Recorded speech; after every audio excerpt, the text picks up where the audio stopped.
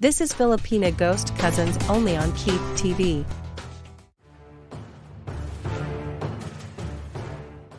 Okay cousins, this legend comes from the Passamaquoddy tribe and is legendary in Canada. It's called, The Girl and the Chenoo Monster. One autumn, in a place that is now called Canada but in those days was the land of the Passamaquoddy tribe, a girl and her 3 older brothers went to the forest to hunt for game over the winter. They found a good place to make camp and built a wigwam. Since she was the youngest, each morning after her 3 older brothers went hunting, the girl took care of the camp, gathered fresh firewood, repaired holes in their wigwam, and prepared dinner. Before nightfall, the brothers would return carrying the game they captured. Over dinner they would all share stories of the day's adventures. One night at dinner the brothers were silent. "Why are you all so quiet?" said their sister. "Today I saw strange footprints to the north," said her eldest brother, "like those of a man, but much larger." "So did I," said the brother who ventured south. The third brother, who hunted to the west, nodded in agreement. No one needed to say anything else because they were all thinking the same thing: a Chenoo must be nearby, the cruel, brutal giant cannibal from the far icy north. After a tense minute the eldest brother smiled and said, "Oh, it must have just been the tracks of a bear." And they all laughed with relief and joked how they had been fooled by mere bear tracks, but the girl did not laugh. She, too, had seen tracks when she had gathered berries to the east, and knew they were not the tracks of a bear. They were from a Chenoo monster. Before sunrise the next morning, the brothers left to hunt. But the girl did not tend to her usual tasks. She cleared the wigwam and piled each bearskin that she and her brothers slept upon in a single pile in the center. Beside the bearskin pile, she laid baskets filled with berries and fruit. She gathered fresh firewood, then sat by the fire and waited. While the sun was still low in the sky, a very large shadow was cast over her fire. Out of the woods stepped the terrible Chenoo monster. Huge and horrible looking, he looked fiercely at her.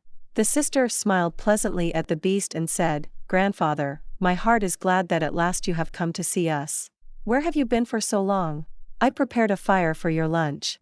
Or perhaps you would like to lay down inside first and rest. Your bed is made and there are baskets of fruit by it. You look tired from your travels."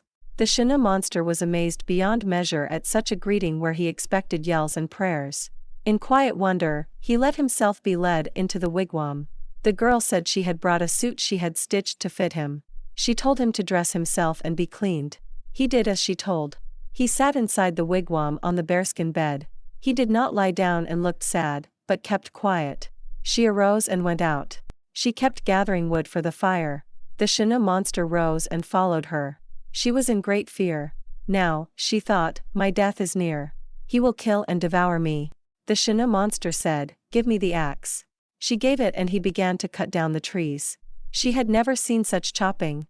The great pines fell right and left, like summer saplings. The boughs were hewed and split as if by a storm. Soon the pile of wood was twice as high as the top of their wigwam. She cried out, "Grandfather, there is enough. You must be tired from all your cutting, please rest." So the Chenoo monster laid down the axe, walked into the wigwam, sat down on the pile of bearskin rugs, still in grim silence.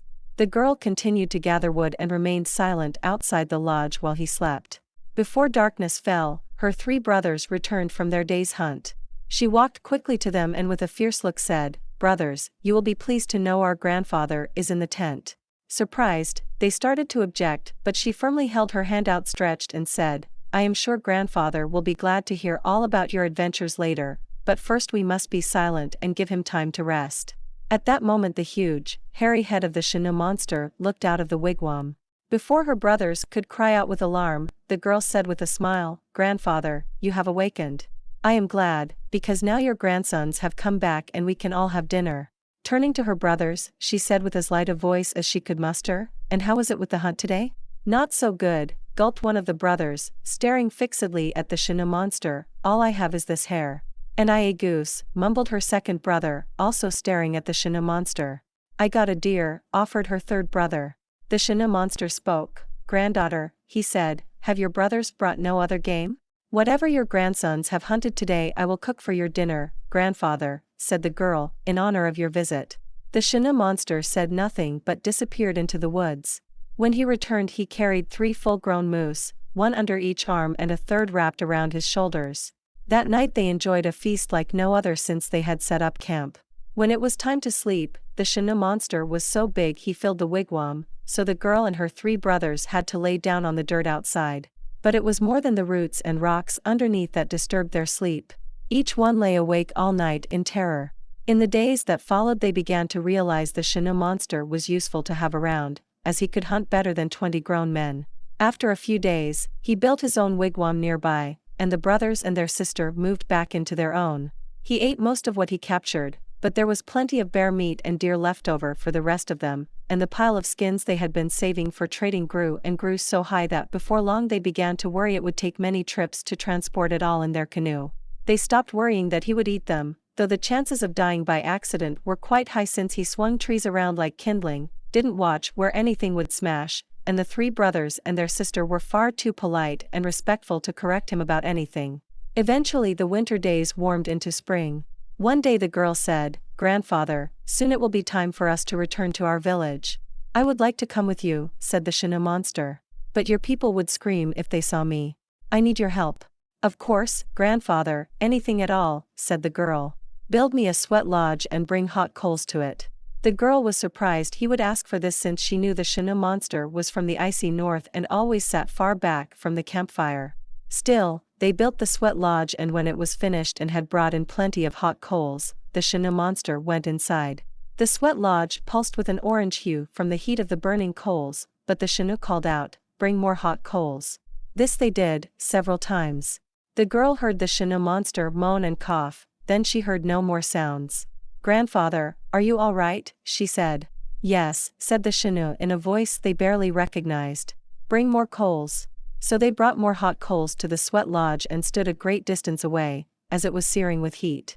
After many long minutes the door creaked open.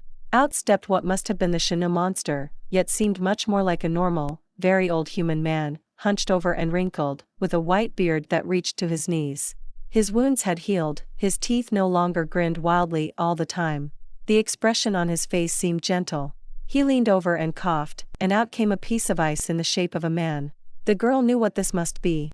It was well known that the heart of the Chenoo monster was made of ice and was shaped like a man. This icy heart is what made him so fierce. "Throw it in the fire, granddaughter," he said. And she picked it up and threw it into the campfire, but it was so fiercely cold that it put out all the flames.